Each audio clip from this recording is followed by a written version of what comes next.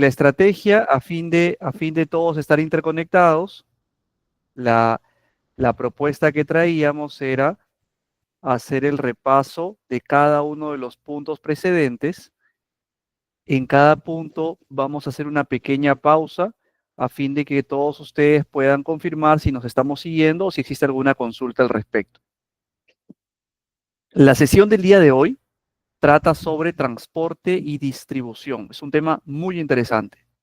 Y vamos a repasar la sesión número 1 respecto a fundamentos y la sesión número 2 respecto a gestión de cadena de suministro. Antes de entrar al desarrollo del curso, por favor, ¿me confirman? ¿Se me escucha bien? ¿Estamos bien con la comunicación? Se escucha correctamente, ingeniero. Perfecto.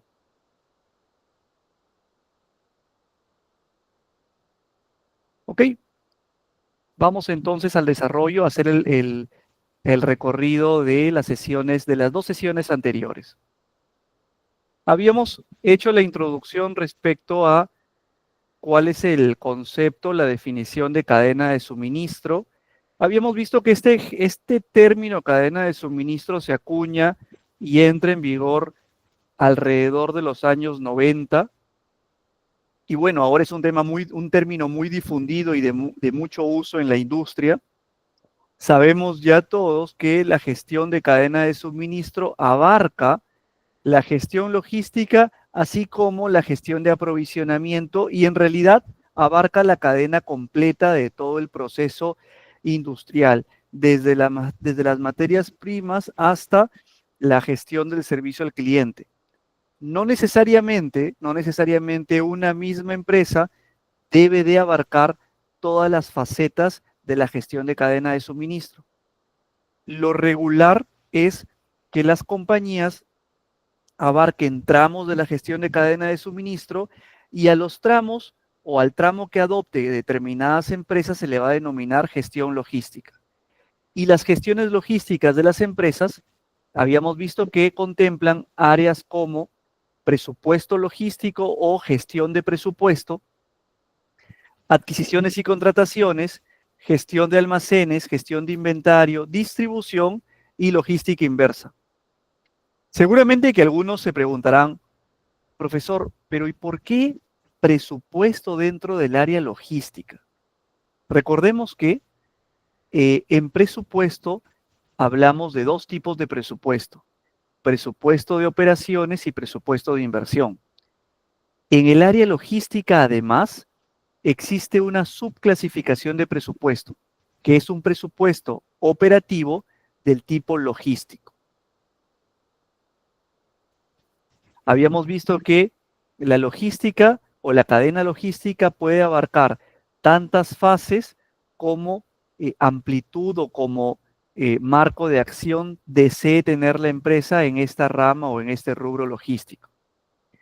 Cuando hablábamos de gestión internacional logística, teníamos que tener en consideración de que las adquisiciones se iban a efectuar dentro, bueno, no solo dentro, sino entre países, y por lo tanto teníamos que cursar transporte terrestre, marítimo, transporte aéreo, y teníamos que tener algunos intermediarios como puertos, aduanas, etcétera. Habíamos visto también actores, y relacionado a la gestión internacional habíamos visto algunas definiciones de los principales términos de comercio internacional o Incoterms. Habíamos estudiado que la vigencia de los Incoterms datan del file o del archivo Incoterms 2020, y que finalmente lo que se gestiona con los Incoterms no es otra cosa que un alcance y un riesgo. Conforme incrementa el alcance, incrementan los riesgos hacia, en este caso, el proveedor o el vendedor o el fabricante. El fabricante, cuando amplía su alcance, lo que hace es aceptar riesgos. Y esos riesgos finalmente los va a aceptar y los va a trasladar al comprador o al cliente mediante un incremento de costos. Por lo tanto, en los Incoterms lo que deberían de buscar, habíamos visto, es un equilibrio entre riesgos, costos y la seguridad de ambas partes. Para eso sirven los Incoterms. Lógicamente, quien maneje mejor el mercado o quien tenga un mayor respaldo respecto a la gestión que se va a efectuar, podrá tomar la decisión de asumir una mayor cantidad de riesgos y por lo tanto eso traducirlo en términos económicos. Cuando entramos a los sistemas logísticos, habíamos estudiado algunas estrategias. ¿Qué estrategias habíamos visto? Estrategias como, por ejemplo, la segmentación, y hemos estudiado dos interesantes estrategias de segmentación. La estrategia de segmentación ABC, en el cual vamos a poder valorar los inventarios de los almacenes, y esa valoración o ese ranking de inventario de almacenes los vamos a poder llevar no solo a una gestión de inventarios, sino también a una gestión de almacenes, es decir, a una gestión física dentro del almacén. Me remonto a los términos gestión de inventarios y gestión de almacenes solamente para que quede claro, son términos simbióticos, es decir, uno no puede existir sin el otro, pero son términos diferentes. Cuando hablamos de gestión de almacenes nos referimos a la infraestructura y cuando hablamos de gestión de inventarios estamos haciendo el estudio o el análisis de la rotación de los productos dentro de un almacén. También habíamos estudiado dentro de las estrategias de segmentación la matriz de Kraljic, en la cual estudiando y clasificando los productos en función a la oferta y al costo, vamos a poder tener productos como productos apalancados, estratégicos, rutinarios y cuellos de botella. Y esta clasificación está asociada a estrategias que nos permitirán, luego como hemos visto en el camino, a generar objetivos, a cumplir objetivos y finalmente a alcanzar la misión y la visión de la empresa. Otras estrategias que hemos estudiado son la automatización, la estandarización, gestión de inventarios, optimización de proveedores, innovación, gestión de riesgos, estrategias de colaboración. Y si se dan cuenta, todas esas estrategias nos van a llevar a métricas de desempeño. Y ahora podemos hablar con un poco más de soltura cómo el analizar estrategias nos permite aterrizar objetivos. Y aterrizar objetivos finalmente nos va a permitir decantar en qué cosa, en indicadores de gestión. Profesor, ¿quiere decir que es lo mismo decir objetivos de corto plazo que un indicador de gestión? Por supuesto. Un indicador de gestión es un objetivo de corto plazo. ¿Y por qué lo digo y por qué es bueno que todos entremos a este mundo del planeamiento estratégico? Porque como han visto, las estrategias no son estáticas, las estrategias son dinámicas. ¿Dinámicas en función de qué? Dinámicas en función de los riesgos o de los factores que se presentan durante la vida de la empresa. Por lo tanto, si los factores o riesgos no son estáticos, las estrategias tampoco serán estáticas. Consulta, ¿los objetivos deberán ser estáticos? Tampoco. Y los objetivos y sus indicadores se deberán actualizar y deberán estar en una constante revisión y actualización ¿en función de qué? En función de por dónde transite la empresa. Cuando entramos a estudiar gestión sostenible, tecnologías emergentes, diseños, gestión de inventarios, optimización de rutas, seguimiento en tiempo real, habíamos caído en unos términos muy interesantes que se denominan responsabilidad social empresarial. Es decir, nos despedimos de la primera sesión todos reconociendo que no puede existir una gestión empresarial, una gestión logística, si no somos social, si no somos comunitariamente, si no somos ambiental y éticamente responsable.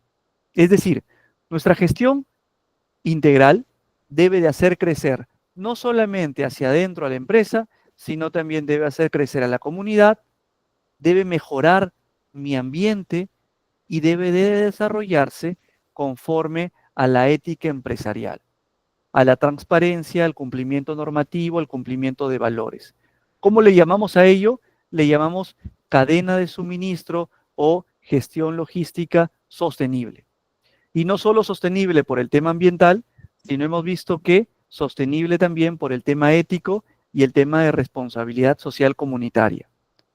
Con esa reflexión nos despedíamos de la segunda sesión, de la primera sesión, y estábamos entrando a la segunda sesión de respecto a que habíamos visto un poco flujo de materiales, habíamos estudiado también algunas nuevas gestiones de adquisiciones y contrataciones, y también habíamos estudiado gestión de riesgos.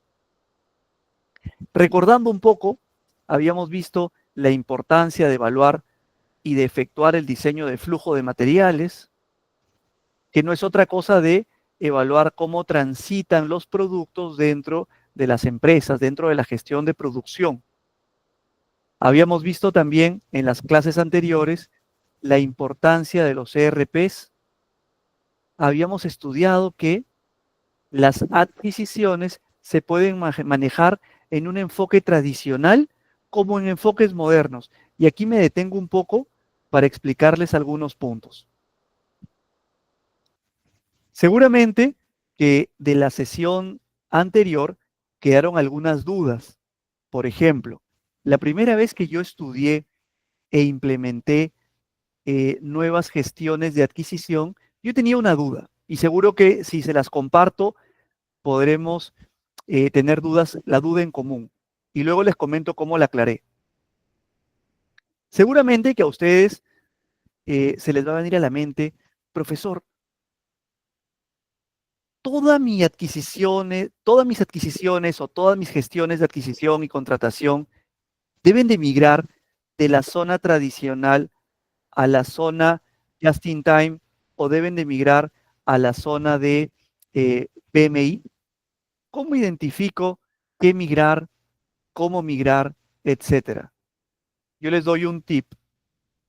Dentro de una empresa, o mejor dicho, las realidades empresariales de cada una de las compañías es diferente. ¿En qué aspecto?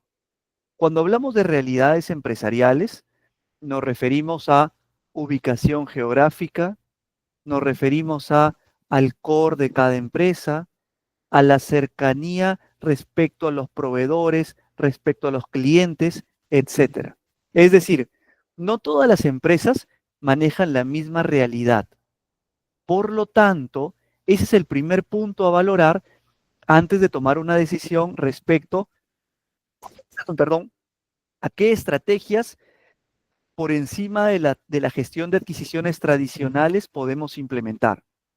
Ahora les doy un segundo tema para analizar. En algunas empresas, en función al primer tema que les comenté, algunas empresas deciden implementar una regla de activos críticos.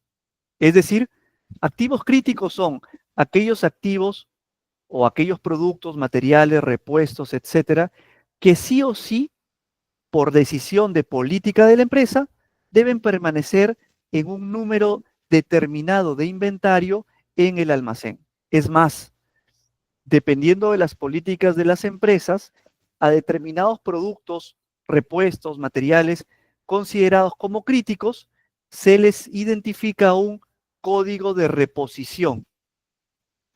¿A qué me refiero? Me refiero, y este no es un tema tanto logístico, es un tema más técnico.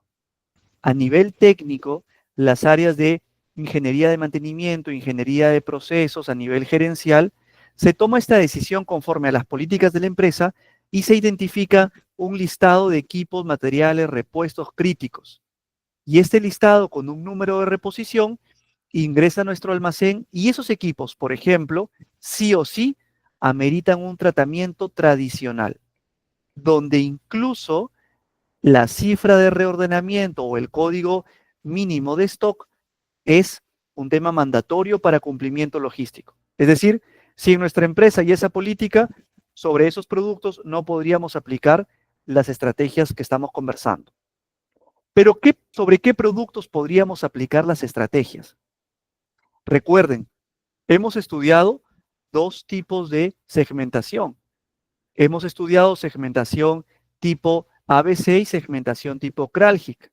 Podríamos empezar con aquellos productos de menor criticidad, por ejemplo, en la segmentación tipo Kraljic.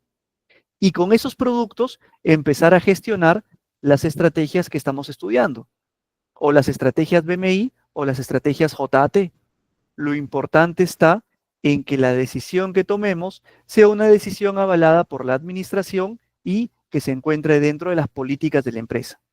Cuando hablo de políticas de la empresa, recuerden la recomendación que vimos la sesión anterior. Toda empresa debe tener un reglamento de adquisiciones y contrataciones. Reglamento o sus sinónimos, reglamento, política, procedimiento, manual. Pero lo que no deberíamos de tener es una ausencia de un manual respecto a cómo transitar en las gestiones y en las adquisiciones. ¿De acuerdo? Ok, entonces regreso para hacer el recordar de este punto. Habíamos visto entonces que el abastecimiento tradicional tiene pros y contras. Dentro de las situaciones a mejorar, vemos que toda la responsabilidad o la mayor parte de la responsabilidad y de las tareas recae en el cliente. Por lo tanto, esa gestión podría originar o excesos de inventario o quiebres de inventario, principalmente esas. Y que habían surgido con el desarrollo de la tecnología y de la industria algunas alternativas a la gestión tradicional. Por lo tanto, estudiándolas y conociendo estrategias de segmentación, vamos a poder al interior de nuestra empresa proponer la aplicación de alguna de ellas. Habíamos estudiado la estrategia Just in Time, habíamos estudiado la estrategia justo a tiempo, Just in Time, en la cual, aquí está, en la cual mediante una adecuada selección de proveedores, mediante una adecuada gestión de órdenes de compra o órdenes de servicio, vamos a poder identificar proveedores especializados para gestión just in time y vamos a poder principalmente reducir costos de almacenamiento y de gestión de inventarios. Porque como hemos visto, sin modificar la calidad de los productos, sin afectar el costo de los productos, vamos a gestionar un suministro de los mismos en el momento en el momento y en la cantidad en el cual los ha solicitado o lo requiere la operación. La operación, la obra, el proyecto, etc. Habíamos visto algunos ejemplos de gestión just in time, les comentaba.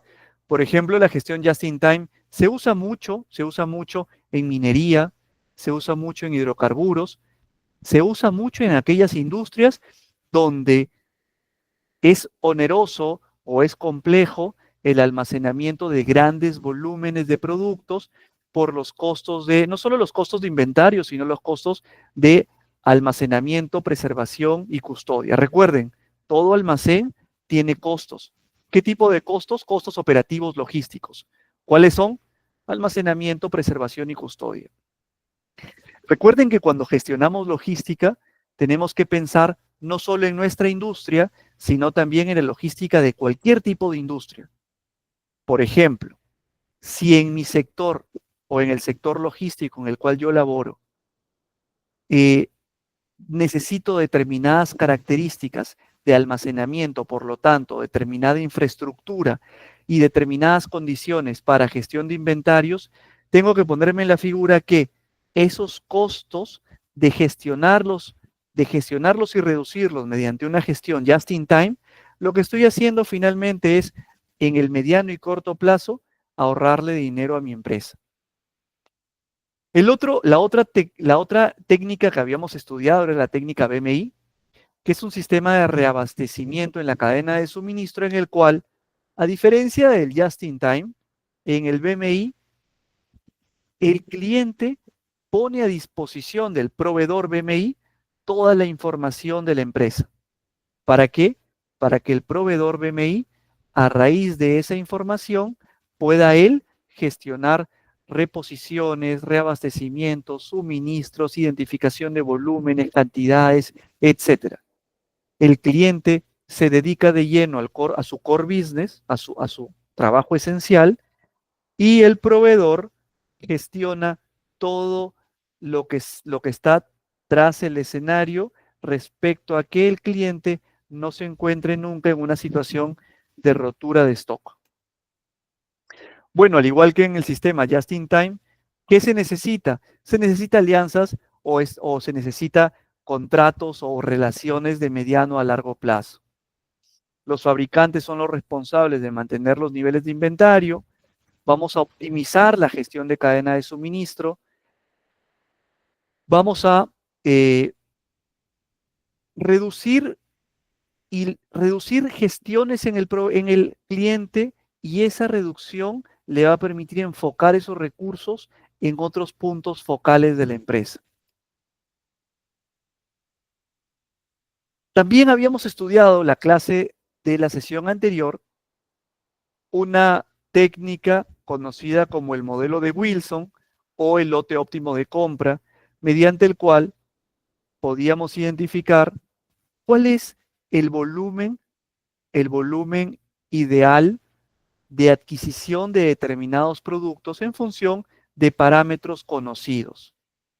A este volumen o lote óptimo le denominamos Q en la fórmula, y es una regla en la cual va a haber un consumo conocido gradual del producto, un punto en el cual en función del plazo de suministro vamos a poder identificar cuándo colocar la emisión del pedido, y en función del plazo del suministro, lo que voy a ubicar es el punto en el tiempo en el cual llega la carga nueva sin implicar una rotura de stock. Y como el punto lo vamos a calcular just in time, vamos a evitar también o a mitigar una condición de sobrestock. Habíamos visto algunos ejemplos, pero finalmente, y lo más importante, es tener un modelo matemático de contraste a la forma seguramente que con juicio experto con el cual venimos gestionando nuestra empresa. Y el último punto de la sesión anterior, con el cual nos despedíamos, fue con la vinculación entre la gestión de riesgos y los KPIs logísticos de las empresas. Ahora, profesor, ¿y la gestión de riesgos o la gestión de planeamiento estratégico solamente arroja KPIs logísticos? No, lógicamente. La gestión de riesgos va a entregar como resultado objetivos de corto plazo o indicadores, pero a nivel global, transversal para toda la empresa. Nosotros como logísticos, lo mismo que los equipos de mantenimiento, entre otras áreas, lo que van a buscar es de todo el balance scorecard o de todos los objetivos de corto plazo o KPIs que ha identificado la empresa para toda la empresa, vamos nosotros a identificar cuáles son aquellos logísticos. Habíamos empezado la sesión comentando que en toda empresa vamos a encontrarnos con factores.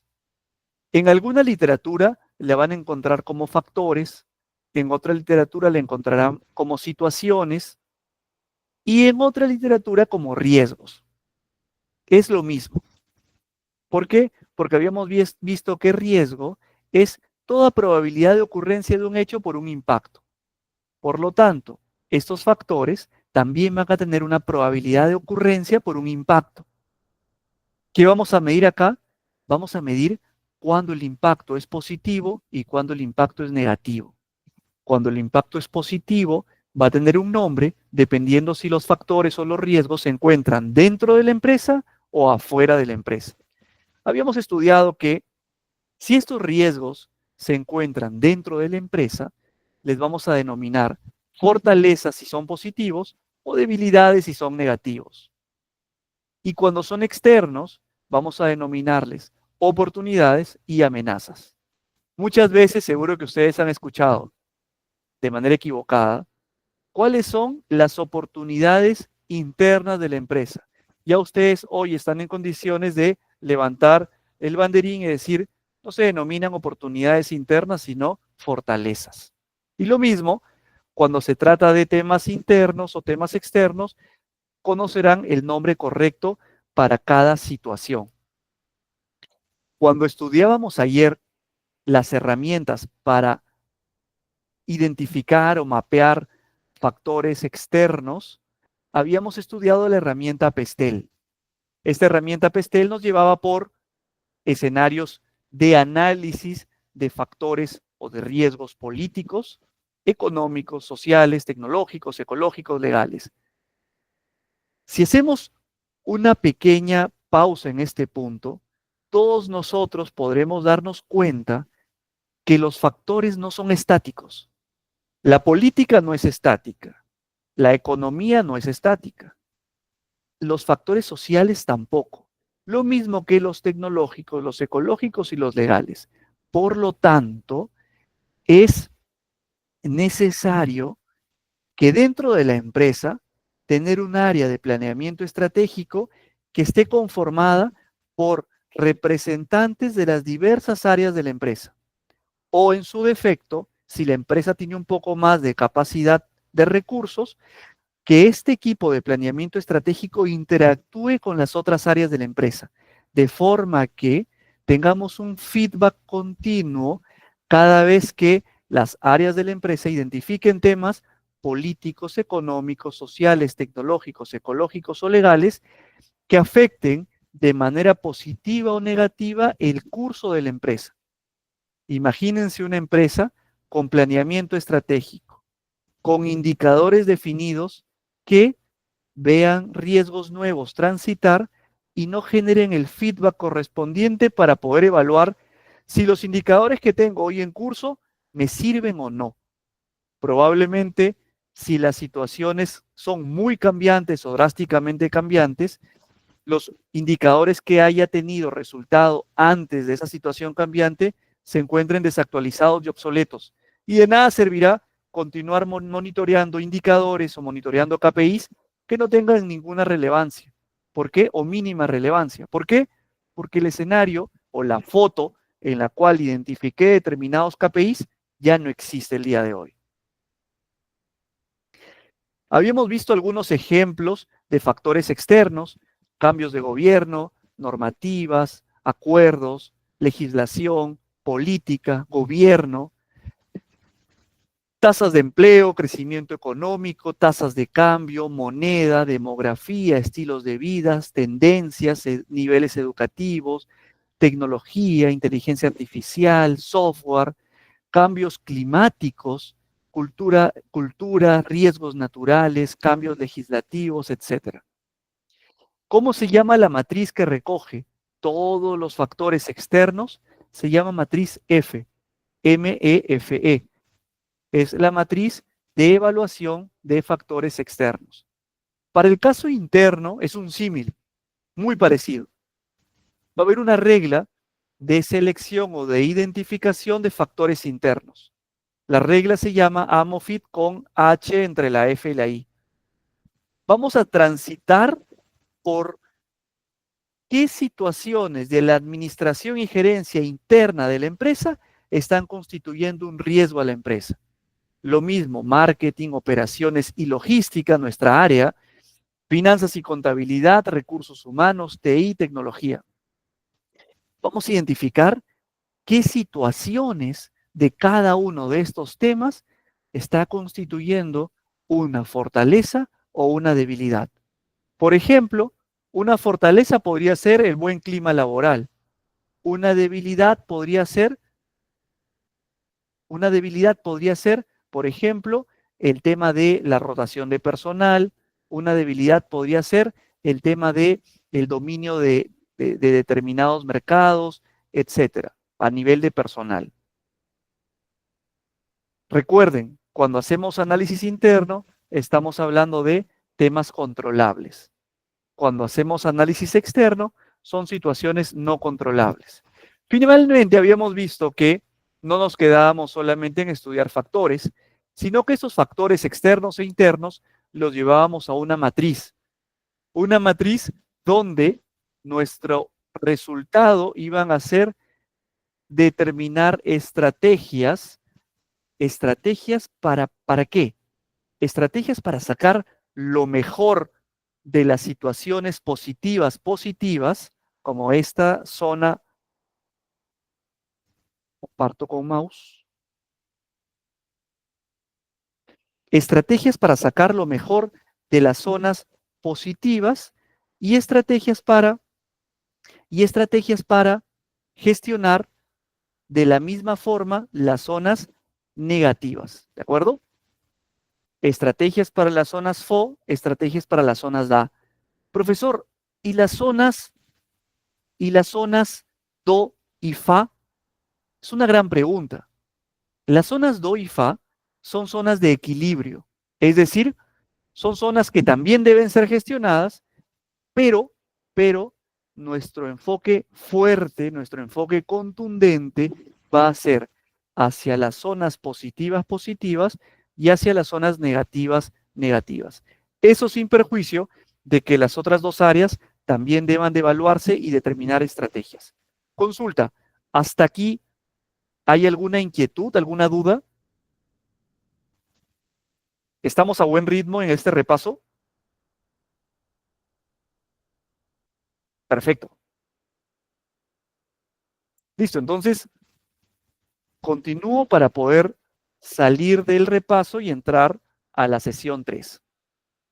Entonces, habíamos estudiado que resultado de esa identificación de estrategias que nos permita potenciar zonas positivas y atender zonas negativas, entramos a la etapa final, la etapa de filtro de estrategias y la etapa de nacimiento de objetivos. Primero objetivos de largo plazo y luego objetivos de corto plazo.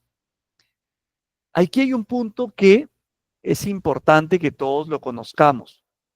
Toda empresa debe de tener dos puntos de partida. Y eso es para cualquier empresa. Toda empresa necesita una misión y visión y toda empresa necesita valores.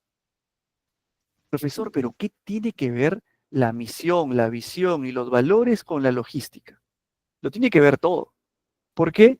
Porque como hemos visto, vamos a transitar nuestra gestión logística dentro de una empresa.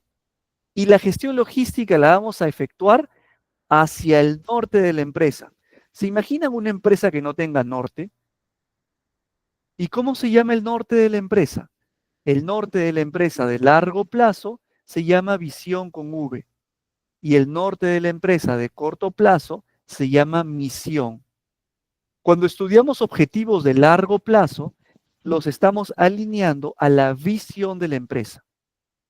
Y los KPIs los alineamos a la misión de la empresa.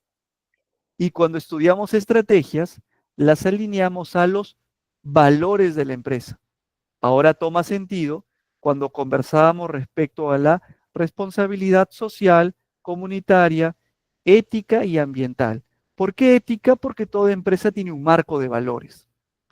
Cuando cerramos los objetivos de corto plazo, además de que esos objetivos de corto plazo nazcan a partir de los objetivos de largo plazo, que nacen a partir de la visión de la empresa junto con las estrategias que atienden los factores, estos objetivos de corto plazo van a necesitar ser realistas, medibles y razonables. Es decir, deben de ser cuantitativos y deben de ser medibles en el tiempo.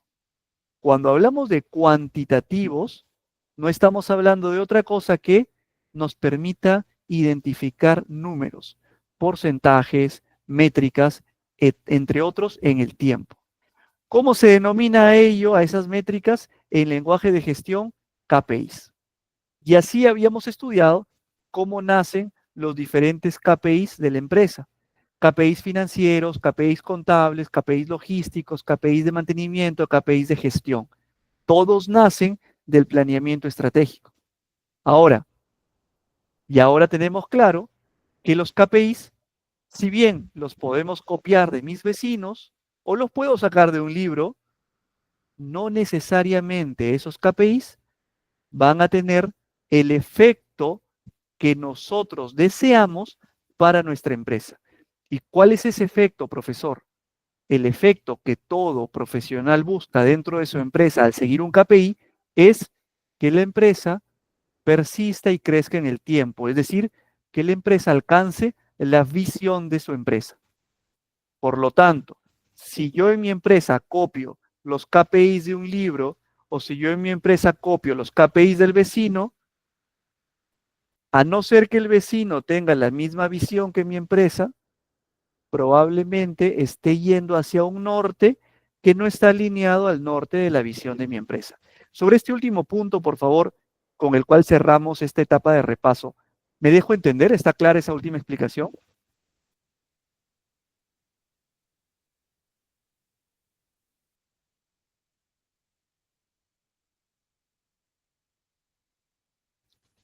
Perfecto. Muchas gracias, María Fe. Gracias, Medalí. Gracias, Shirley. Excelente, Jan. Muy amables. Ahora sí, gracias, Víctor. Ahora sí, entramos con ese repaso y con ese acumulado de información. Vamos a estudiar dos temas súper interesantes. Vamos a estudiar canales de distribución y vamos a estudiar centros de distribución. Cuando entremos a canales de distribución y a centros de distribución, van a ver cómo estos temas se relacionan mucho con los conceptos y se relacionan mucho con el punto que hemos visto de estrategias de adquisiciones y contrataciones. Vamos un poco a entrar al tema del día de hoy de lleno. ¿A qué denominamos canales de distribución? Pues los canales son el conjunto de vías y procesos que una empresa utiliza para llevar sus productos desde su lugar de origen hacia los consumidores finales. Los canales representan el camino que recorre un producto a lo largo de toda la cadena de suministro, desde la producción hasta su entrega final. Hay tipos de canales o clasificación de canales. Los canales también tienen niveles. ¿En función de qué? En función de si la conexión productor-consumidor es directa, indirecta, si hay intermediarios, cuántos intermediarios, qué tipos de intermediarios. Yo les pregunto, ¿acaso esto no les suena a planeamiento estratégico? Cuando uno empieza a gestionar canales y modelos, realmente el cómo definir un canal y un modelo no es una cuestión del azar. Las empresas no se levantan un día o amanecen los dueños o los gerentes o las áreas de las empresas y amanecen y dicen, hoy creo que el canal que vamos a usar es un canal de distribución directa fabricante-consumidor. O no es que la empresa amanezca y diga, miren, vamos a tener mayoristas y minoristas dentro de nuestro proceso. Realmente esto surge del planeamiento estratégico. Dentro del planeamiento estratégico vamos a evaluar tipos de canales. Canales directos, canales indirectos. Me refiero directos si la relación es fabricante-consumidor e indirecto es si hay intermediarios entre el fabricante y el consumidor final. Si el canal es directo, la venta se hace entre un productor y un cliente o un consumidor final. Solamente tiene dos elementos o dos actores. El fabricante vende directamente el producto al consumidor final. No existen intermediarios. Por lo tanto, el productor o fabricante desempeña la mayor parte de sus funciones, de las funciones de mercadotecnia, comercialización, transporte, almacenaje, entre otros. Como todo análisis, hay ventajas y desventajas. Las ventajas, lógicamente, son factores positivos y las desventajas son negativos. Va a depender si es interno o externo para denominarle fortalezas, oportunidades o para denominarle debilidades o amenazas. ¿Cuáles son las ventajas de un canal directo? Los costos son reducidos para el fabricante, aumento de beneficios económicos, ya que no hay costos derivados de comercialización directa del producto. El fabricante controla el canal. ¿Por qué? Porque él es el nexo directo entre el cliente y su fábrica. Y también, como él es el contacto directo con el cliente, hay una sensibilidad al mercado. ¿Qué es esto? Es que al tratarse de un canal directo, quien tiene la mejor opción de cuidar a su cliente es el propio fabricante. ¿Qué desventajas? Las desventajas, la principal desventaja de los canales directos es la limitación geográfica. Los productos tienen un menor alcance. ¿Por qué? Porque como el fabricante es quien distribuye directamente, el fabricante probablemente tenga dificultad para abarcar un amplio rango de atención de clientes. Por lo tanto, su volumen de ventas va a ser inferior que los canales indirectos.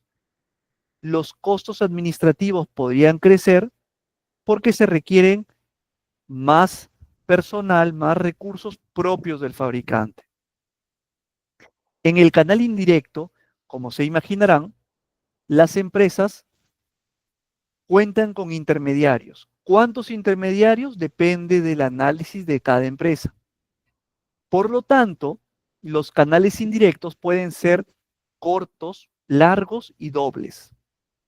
Cuando hablamos de cortos, nos referimos a un intermediario, largos a dos intermediarios y dobles es una figura en la cual trabajamos con unas filiales o sucursales del fabricante en diferentes puntos de venta. Vamos a ver un poquito más ese detalle. Ventajas. Si en el canal directo la limitación geográfica es una desventaja, en el canal indirecto será una ventaja. Y si la principal ventaja del canal directo es el contacto con el cliente, en el canal indirecto el contacto con el cliente será una desventaja. Consulta. Ahora con lo que todos conocemos de planeamiento estratégico, ¿qué debe hacerse con las ventajas y con las desventajas? ¿Qué opinan ustedes? Dependiendo del tipo de canal que tomemos, las ventajas o fortalezas u oportunidades se explotan y las desventajas o factores negativos se mitigan.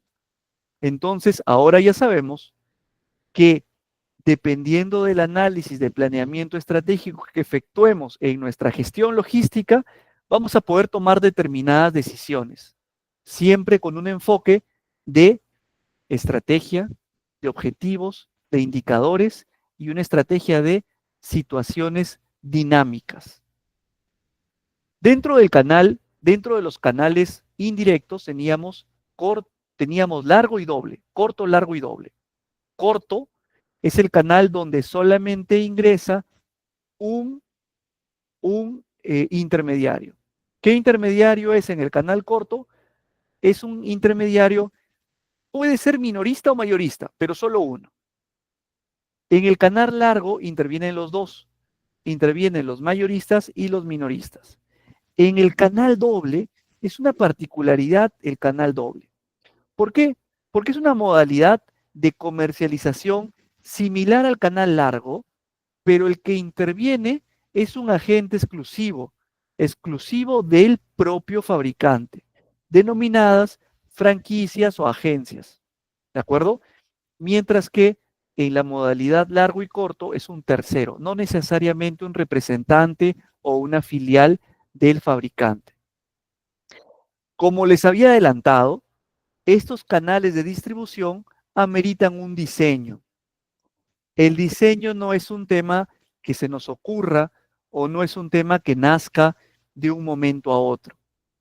Los pasos para diseñar un canal o diseñar los canales de distribución que va a utilizar nuestra empresa ameritan un planeamiento estratégico. Es decir, como mínimo, estudiar el mercado, el producto, estudiar nuestros factores internos y externos, es decir, consideraciones internas y externas de la empresa, y finalmente, en función de ese análisis, establecer las mejores estrategias respecto al canal que podamos seleccionar. Otro punto importante dentro de los canales de distribución son los socios estratégicos. Pues, ¿quiénes serán los socios estratégicos? Como ustedes han visto, los principales socios estratégicos en canales de distribución son aquellos intermediarios entre el fabricante y el cliente. Cuando estudiamos gestión de distribución, vemos que el cliente y la satisfacción al cliente es nuestra máxima prioridad. Para llegar al cliente, si nuestra relación no es directa, vamos a utilizar intermediarios, 1, 2 intermediarios, es decir, mayoristas y minoristas. Pero, como ustedes han podido entender, la participación de intermediarios, si bien nos permite ampliar el eje de acción, ampliar la cobertura, reducir los costos internos, nos hace perder o poder perder la sensibilidad o poder perder la atención al cliente. ¿Por qué? Porque finalmente quien atiende al cliente es un tercero, no yo como fabricante. Cuando estudiamos la selección de socios estratégicos, estamos hablando de aquellos participantes en la cadena entre la fábrica y el cliente. Hubo una pregunta la primera sesión. Profesor, ¿cuántos intermediarios deben haber en una gestión de atención al cliente? Pues tantos intermediarios como lo determinemos con nuestro planeamiento estratégico. Importante. ¿Qué criterios vamos a seleccionar o a utilizar para la selección de nuestros intermediarios? Uno de ellos debe ser la capacidad operativa, es decir, asegurarse de que el socio tiene la infraestructura adecuada como flotas de transporte, almacenamiento, personal capacitado, etc. Otro punto importante de selección que recomiendo tener en cuenta es la reputación y la experiencia. ¿Por qué? Porque como hemos visto en los canales largos y cortos, quien tiene contacto con nuestros clientes van a ser nuestros intermediarios. Por lo tanto, cuidar la reputación y la experiencia de nuestros intermediarios finalmente va a ser cuidar nuestra propia reputación. Flexibilidad, costos, innovación tecnológica y cumplimiento normativo y estándares de calidad son algunas de las recomendaciones que se deben tener en cuenta al momento de seleccionar a nuestros intermediarios respecto a la atención al cliente. ¿Qué beneficios tenemos de una buena selección? Eso es muy intuitivo. Los principales beneficios van a ser la optimización de costos, la agilidad en la atención a nuestros clientes, mejorar el servicio al cliente, acceso a nuevas tecnologías, porque seguramente si hacemos una buena selección, nuestro socio o nuestro intermediario vendrá con tecnologías implementadas, tecnologías avanzadas, que puede contribuir al desarrollo también de nuestra propia empresa. Aquí les traía, a modo de ejemplo, algunos casos de éxito en la implementación de estrategias de distribución. El caso de Amazon. Seguramente que muchos de nosotros hemos escuchado de esta empresa, algunos hemos podido interactuar con esta empresa online o visitar sus infraestructuras. Esta empresa ha desarrollado una estrategia muy interesante. Distribución ultra rápida a través de una red de centros de distribución y tecnología avanzada. Profesor, ¿qué son centros de distribución? Lo vamos a ver en breve, pero les adelanto. Los centros de distribución son almacenes especializados en productos terminados y almacenes en los cuales el fin es conectar al cliente con el punto de distribución. Por lo tanto, yo como empresa puedo adoptar una estrategia de tener centros de distribución dispersos estratégicamente en diferentes localidades. ¿Para qué? Para desde mi punto de fábrica llevar mis productos hacia los centros de distribución para atender de manera rápida, de manera personalizada a mis clientes. ¿De acuerdo? Ese es el fin del centro de distribución. Profesor, ¿el fin del centro de distribución es almacenar productos? No. El centro de distribución lo que debe de buscar o el indicador más importante de un centro de distribución es la rotación de productos. No ganamos dinero si el centro de distribución almacena productos. Lo que debe hacer el centro de distribución es ser un punto de entrada y salida. Mientras menos tiempo se encuentren los productos en los centros de distribución, estamos siendo más eficientes. Esto lo ha encontrado Amazon a través de una distribución ultra rápida, combinando centros de distribución y tecnología avanzada. Amazon ha revolucionado la logística al integrar la red o su red de centros de distribución, pero automatizados, con un enfoque de tecnología basada en robots de almacén, sistemas de gestión de inventario en tiempo real, uso de inteligencia artificial para predecir la demanda de productos y optimizar las rutas de entrega. Aquí me detengo un momento y les hago les comparto una experiencia para que también ustedes lo evalúen. Les comentaba que el año pasado, en diciembre, estuve en una pasantía en la India. Y estuve en una pasantía en la India estudiando en el Instituto de Finanzas del Gobierno de la India. Y uno de los principales puntos que me llevé como lección aprendida es el desarrollo tan grande que tiene este país en inteligencia artificial. La inteligencia artificial la usan para todo. Es más, desarrollan inteligencia artificial in-house. Les invito, les invito a todos a explorar qué alternativas tenemos de aplicación de inteligencia artificial en nuestras empresas. Les cuento un dato. Yo estoy utilizando ya inteligencia artificial en gerencia de proyectos. Ustedes se preguntarán, profesor, ¿y cómo? Les doy otro tip. Dentro de la inteligencia artificial o dentro de estas plataformas, la que ustedes quieran, cualquier plataforma de inteligencia artificial, hay plataformas que no son plataformas free, sino son plataformas ya profesionales, en las cuales ustedes pueden desarrollar temas como, por ejemplo, incorporar sus 3 o 4 mejores modelos de contratos de adquisición o de contratación y pedirle a la IA hacer las veces de un auditor o encontrar las mejores prácticas dentro de esos contratos, por ejemplo, ¿no? Identifica cuáles son las mejores prácticas que he aplicado en ese contrato. O, por ejemplo, otra gestión que ustedes podrían hacer es combina las 3 alternativas, los 3 contratos que te he cargado y dame una opción combinada que potencie los factores positivos que identifiques y que mitigue los vacíos o factores negativos que identifiques.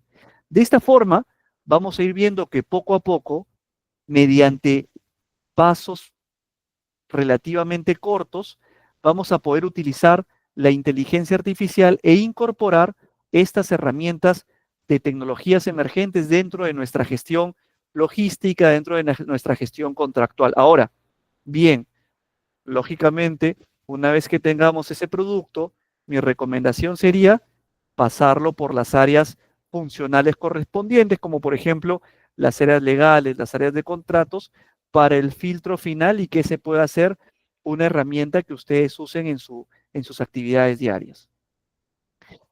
Continuando con este caso de Amazon, ¿qué resultado ha obtenido Amazon con esta implementación?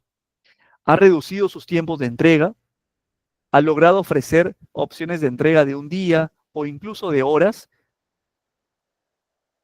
ha optimizado sus costos y ha incrementado sus indicadores, sus ratios de satisfacción al cliente.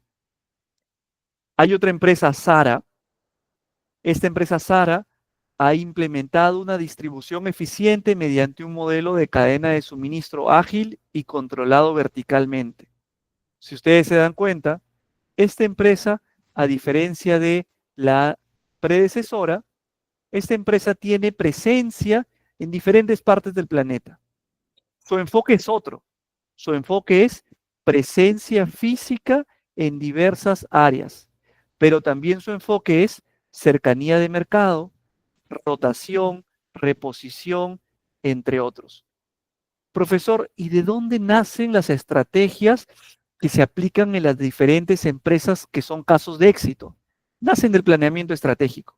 No podemos desligarnos, independiente del área en la funcional en la que trabajemos, no podemos desligarnos de un planeamiento estratégico. El planeamiento estratégico, como ustedes ven, debe ser transversal a la dependencia para la cual laboremos. Otra empresa, Coca-Cola, ampliamente conocida, optimización de la red de distribución mediante alianzas estratégicas y redes de distribuciones regionales. Nike, distribución directa al consumidor a través de un modelo omnicanal. Es decir, Nike ha implementado una estrategia que combina ventas físicas, tienda online, distribución directa e incluso sus propios centros de distribución. Podemos ver nosotros en nuestro país una gran presencia física de esta marca, pero además la vemos en otro tipo de tiendas y además la vemos en distribución online. Esto se denomina modelo omnicanal. Una vez que hemos salido de los tipos de canales, de casos de éxitos de canales, me gustaría entrar a profundizar el tema de los centros de distribución. Les había adelantado un poquito al iniciar que denominamos centros de distribución a los edificios, espacios físicos, construcciones logísticas, entre paréntesis, almacenes, cuya función es ser un intermediario entre el punto final y el cliente. ¿Qué quiere decir? Que después del centro de distribución, la única alternativa es el cliente. Se caracterizan por estar creados para agilizar y optimizar el proceso de distribución con el cliente final. Vamos a reducir tiempos, costos de transporte. La ubicación habitual de los centros de distribución se encuentra cerca de ciudades, zonas industriales y parques logísticos. ¿Por qué? Porque acuérdense, el centro de distribución es un punto en el cual van a llegar los productos terminados y van a ser despachados hacia el cliente. Les adelanto un punto. Existe un término ampliamente conocido denominado última milla o last mile en inglés. Last mile es el término en el que se conoce como la distancia física o el tiempo o el espacio geográfico entre que el producto sale del almacén y llega al cliente. Profesor, ¿y de qué nos sirve saber qué significa last mile o el término last mile? Porque como ustedes imaginarán, nuestro enfoque al cliente va a necesitar un énfasis fuerte, no solo en toda la cadena, ¿no? Sino que en adición a cuidar mucho la última milla. ¿Por qué? Porque la última milla es el recuerdo final que va a llevarse ese cliente. De nada serviría un excelente control de calidad en la producción, un excelente control de calidad a la llegada del centro de distribución, en el almacenamiento, en el despacho, si fallamos en la última milla. Recordemos la importancia de la última milla. Entonces, cuando estamos hablando de centros de distribución, un centro de distribución es a todas luces un almacén. Profesor, ¿y por qué le llaman centro de distribución si es un almacén? Pues como verás, el almacén tiene también otros fines. Un almacén puede recibir productos de materia prima, puede recibir productos intermedios, puede recibir insumos, puede recibir productos terminados también. Pero aquel almacén de únicamente productos terminados para la distribución final se denomina centro de distribución. Profesor, es decir, el centro de distribución es un subtipo de almacén, correcto. La función principal de un centro de distribución es atender clientes. Por lo tanto, el enfoque del centro de distribución como infraestructura está pensado en cliente. El almacén va a depender de qué tipo de almacén o de qué función estamos hablando. En el centro de distribución no hay otra función que no sea atender al cliente. Cuando hablamos de centros de distribución, cuando hablamos de almacenes en general, estamos hablando de principalmente tres etapas, pasos, procesos. Profesor, y mi empresa son más. Realmente son tres que se pueden subdividir o eh, desglosar en los pasos o en las subetapas que ustedes consideren convenientes. La literatura nos brinda tres. ¿Cuáles son esas etapas? Primero, recepción. Todo almacén necesita una etapa de recepción claramente identificada. Es más, en los almacenes existen zonas de recepción, zonas donde dependiendo del rubro, dependiendo del core de la empresa, podemos hablar de una zona de recepción, zona de cuarentena, producto inspeccionado, producto listo para ser almacenado. Es decir, yo puedo abrir la etapa de recepción en tantas subpartidas como mi empresa y las políticas de mi empresa lo consideren conveniente. Lo importante es que sí o sí debe haber una zona de recepción o una etapa de recepción. Una vez que el producto ya transitó por la recepción, el producto está listo para ser almacenado. Dentro del almacenamiento también hay subetapas. Del almacenamiento viene la ubicación y dependiendo del tiempo que el producto esté en el almacén, vamos a establecer estrategias de mantenimiento, preservación y custodia. Y pasamos a la tercera y última etapa de preparación y despacho. Profesor, en mi empresa, en la etapa de preparación y despacho, colocamos también una zona o una etapa de inspección y control de calidad. Por supuesto, dentro de la etapa de expedición y despacho, entre la preparación y la expedición, necesitamos tantas etapas de control de calidad como lo consideren nuestras políticas de empresa. ¿Por qué? Porque recordemos que luego del despacho no hay marcha atrás. Ya el despacho activa la última milla, en la cual vamos a llegar directamente donde nuestro cliente. Vamos a estudiar un poquito cada una de estas etapas. La primera etapa habíamos visto que es la etapa de recepción de mercadería. Se recibe la mercadería antes de ser almacenada. Esta mercadería puede venir de un centro productivo, de otras fases de cadena de suministro, puede recibirse, dependiendo del tipo de producto, en diferentes presentaciones, en diferentes mecanismos. En esta etapa se desarrolla la transición hacia la etapa de almacenamiento. Vamos a incorporar las estrategias que nuestra política logística, recuerdan cuando hablábamos del reglamento, política, manual, todo eso debe constar en el manual. En este reglamento vamos a incorporar qué actividades contiene la etapa de recepción en mi empresa. Por ejemplo, puede haber dentro de la recepción una zona de espera para la inspección. Aquellos productos que pasan satisfactoriamente la inspección pasarán a otra zona de espera para almacenaje. Aquellos productos que no pasan la zona de inspección pasarán a una zona de logística inversa con nuestro proveedor o con nuestra producción. Aquellos productos que pasen a la etapa de almacenamiento entrarán a la segunda fase de este proceso.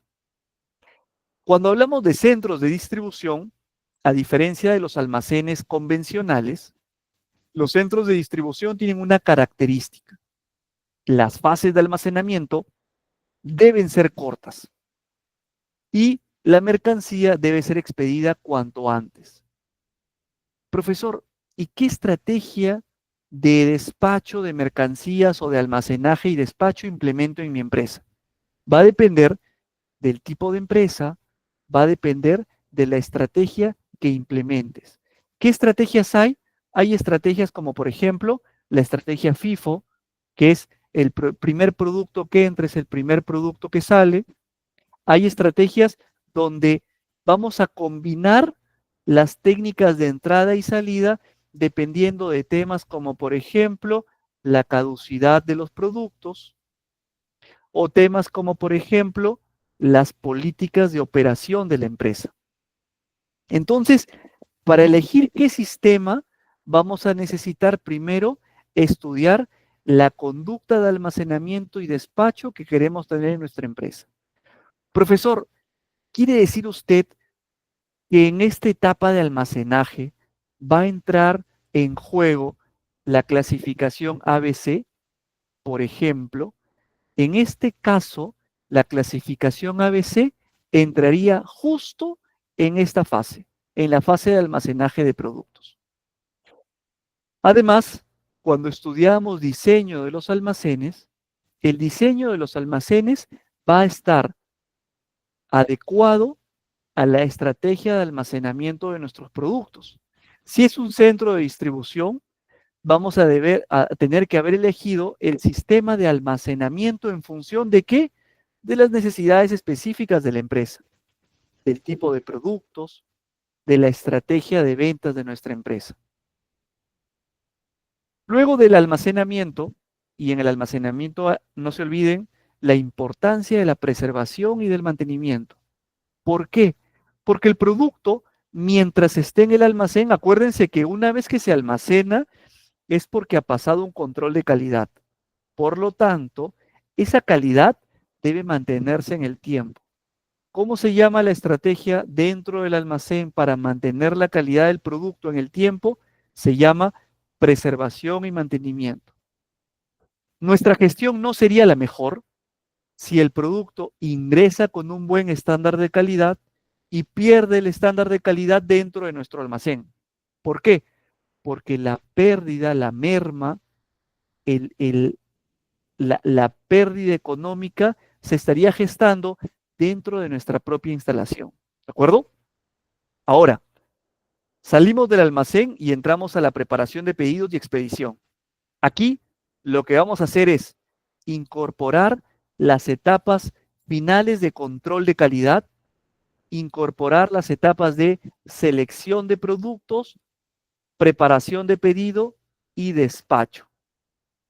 Dentro de estas etapas vamos a poder encontrar las principales ventajas de los centros de distribución. Los centros de distribución, como hemos visto, son almacenes de productos terminados. Y la meta de toda empresa es lógicamente que su centro de distribución tenga criterios de eficiencia. Cuando hablamos de centro de distribución, recordemos que el centro de distribución es un almacén y por lo tanto vamos a poder aplicar las mismas estrategias que aplicamos para un almacén. Vamos a poder aplicar estrategias como por ejemplo la estrategia ABC, vamos a poder aplicar estrategias como por ejemplo identificación de ordenamiento físico de los productos, preservación, mantenimiento, calidad, etcétera. Un punto importante también a tener en consideración es que para ubicar un centro de distribución o para construir un centro de distribución, debo tener algunos criterios. ¿Cuáles son los principales criterios? El principal criterio es el estudio de mercado. Porque recuerden que los centros de distribución son el nexo entre la fábrica y el cliente final. Otro punto importante es la localización. Asimismo, el sistema de manejo de materiales Y finalmente, el diseño. El diseño, como hemos visto, es pensado en la infraestructura con la que cuenta este centro de distribución, pensando en los tipos de productos, en la clasificación ABC, en las necesidades de almacenamiento que va a tener la empresa. Habíamos visto que cuando gestionamos centros de distribución, lo que estamos gestionando es un almacén. ¿Y recuerdan cómo se denomina el ERP para gestión de almacenes? El ERP para gestión de almacenes es el WMS. Por lo tanto, si nuestro core business va a ser únicamente la gestión de almacenes o la gestión de centros de distribución, puedo recomendarles implementar un software ERP únicamente para WMS. ¿De acuerdo? Ahora, los centros de distribución pueden tener tanta tecnología como nuestra necesidad y capacidad financiera lo permitan. La logística 4.0, que es la implementación de la tecnología a la logística, nos va a permitir definir nuevas estrategias para poder ser más eficientes en la gestión o en la atención que brindemos a nuestros clientes.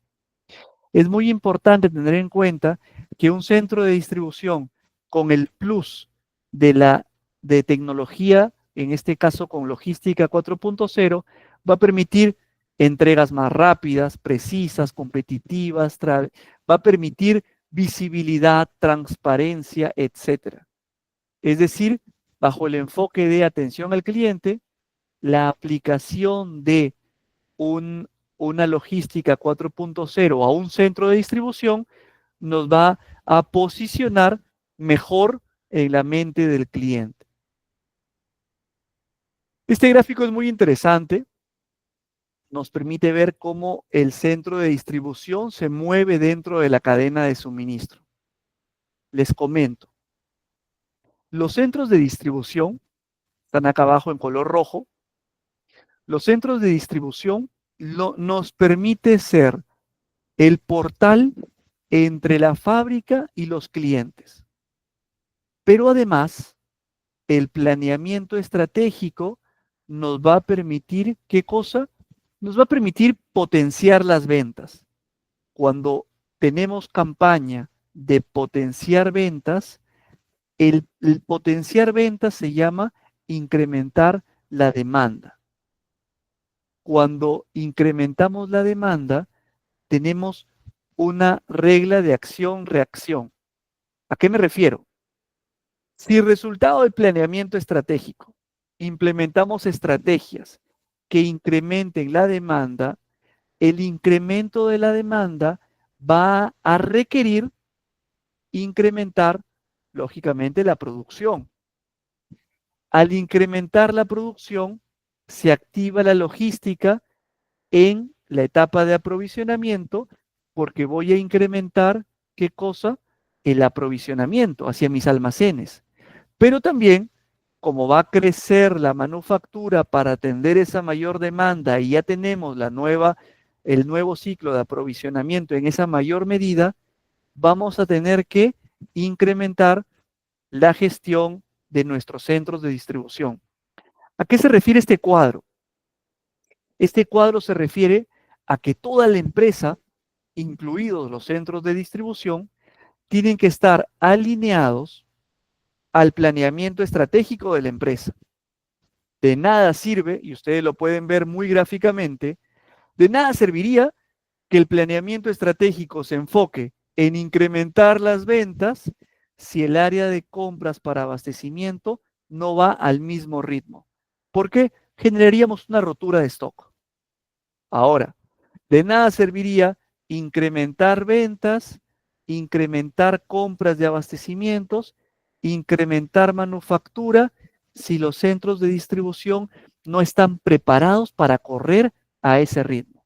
¿Por qué? Porque estaríamos en un sobrestock, en una saturación de nuestro centro de distribución, un incremento de gastos exponencial, una pérdida de eficiencia. Por lo tanto, es muy importante cuando hagamos planeamiento estratégico en las empresas con enfoque de cadena de suministro en ajustar las tuercas tanto en planeamiento, en ventas, en producción, en logística y en centros de distribución. ¿De acuerdo?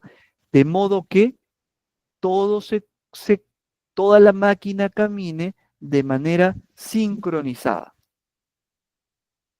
Bueno, aquí teníamos algunos ejemplos de centro de distribución y continuando con los pasos del centro de distribución, habíamos visto la importancia de, dentro de la etapa de despachos, del picking. Cuando hablamos de picking, estamos hablando de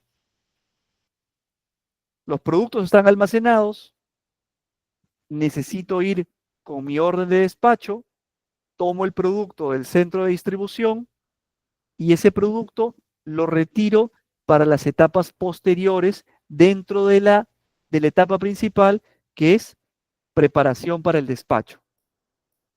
Dentro de la preparación hay diferentes modos de preparación en función a las necesidades y a la envergadura de cada empresa. Puedo aplicar despacho manual, despacho con máquinas, despachos con medios de transportes. Puedo tener una infraestructura a nivel de suelo, a nivel de ubicación o de altura media, baja, alta, en función de cuánta maquinaria o cuántos equipos tenga opción de incorporar en mi centro de distribución. El método de preparación del pedido, método de revisión de calidad puede ser pedido a pedido, picking en grupo, picking por zonas. Debe de haber necesariamente una etapa de preparación previa, la etapa de recolección, la etapa de extracción, la etapa de verificación y control de calidad, la etapa de preparación del despacho, etcétera, ¿no? Y habíamos visto, por ejemplo, que para el caso de Amazon, debido a la magnitud de esta compañía y a su filosofía de innovación tecnológica, estos centros de distribución el día de hoy son robóticos, son autónomos. Y el sistema de preparación de pedidos fue diseñado in-house, es una herramienta creada por el equipo de TI de Amazon. Finalmente, concluyo con la explicación de la entrega al cliente. Cuando hablamos de la entrega al cliente, estamos hablando ya de la etapa en la cual tocamos puerta y le entregamos el producto al cliente. Esto, recuerden, se denomina última milla. Este término de última milla es el punto entre el centro de distribución y las manos del consumidor. Existen una serie de softwares, así como hay los ERPs y como hay los software WMS, hay softwares que permiten planificar y diseñar rutas de distribución, rutas a la salida de los centros de distribución. Estos softwares nos van a permitir gestionar una interfaz entre el cliente y el despacho de su producto. Es decir, interfaces como de las más simples, como por ejemplo analizar la ruta del recorrido de nuestro producto o el tracking de nuestro producto. Seguramente que aquellos que hemos hecho gestión de compras en el pasado, hemos visto que antes el tracking se hacía por un número y ese número de track era bastante tedioso de estar haciendo el seguimiento, el monitoreo de la ubicación, en qué parte del planeta o en qué parte de la localidad se encontraba nuestro producto. Hoy, esto es mucho más amigable. Incluso existen softwares, como por ejemplo el software Planner Pro o el software Last Mile, en el cual estos softwares nos permiten hacer el monitoreo al cliente entre el centro de distribución de cualquier parte del planeta y las manos del cliente. Nosotros como clientes podríamos saber y nosotros como proveedores podríamos saber y vender esa información al cliente para generar, acuérdense, a generar la mejor impresión en la última milla. Cuando hablamos de documentación y regulación, la documentación y regulación en el sistema de atención logístico es variado, dependiendo de las leyes, de las regulaciones, dependiendo del tipo de comercio, del tipo de transporte, etc.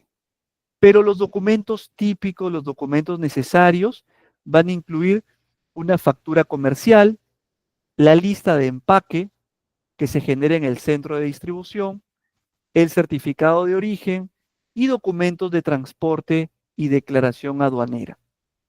Lo importante es que ahora todos tenemos claro cómo se transita a través de los canales de distribución, cómo se transita dentro de un centro de distribución y cómo el producto sale del centro de distribución, toma la última milla y llega a las manos del cliente.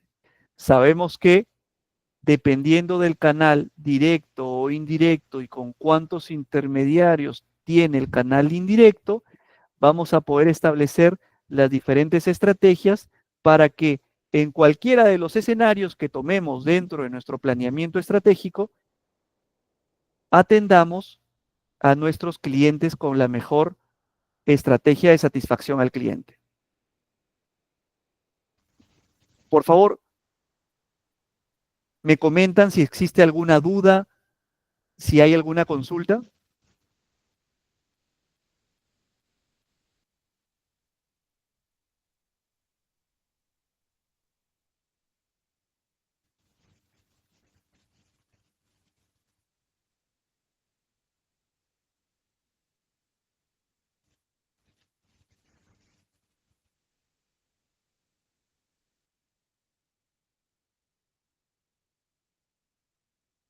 Perfecto, sí.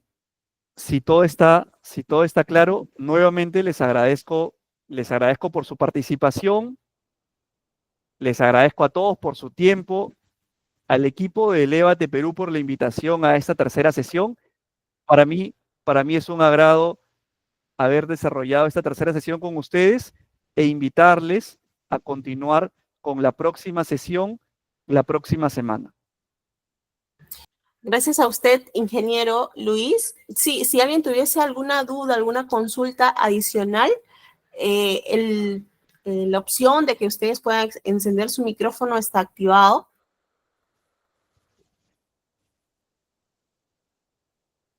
Bien, entendemos que no hay una consulta adicional, que estamos enfocados en el partido.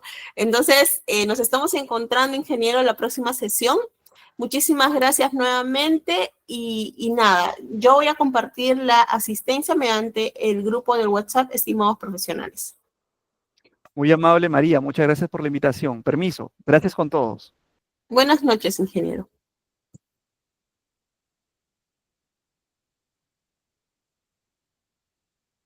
Estimados profesionales, muchísimas gracias. Voy a compartir la asistencia mediante el grupo del WhatsApp, ¿sí? Gracias, buenas noches. A ustedes, muchas gracias, buenas noches.